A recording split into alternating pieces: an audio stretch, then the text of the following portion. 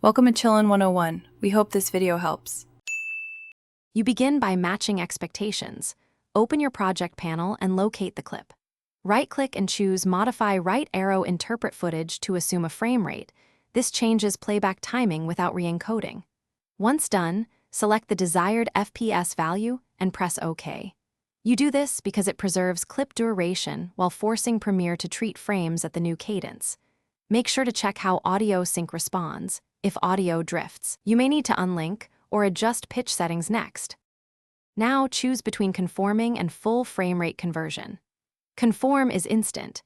You change the assumed FPS so frames play faster or slower, but the data stays untouched. If you need smooth motion or a different frame count, export and re-encode using time interpolation. Set to frame sampling, frame blending, or optical flow for best results. Once decided, adjust your sequence settings to match or nest the clip.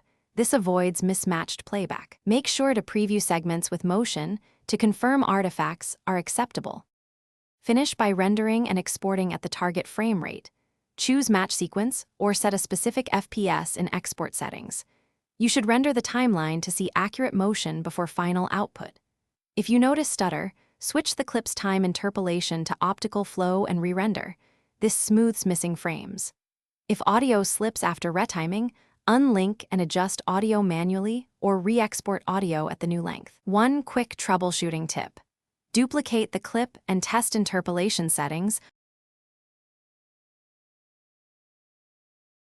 Thanks for watching. Consider subscribing if we helped you.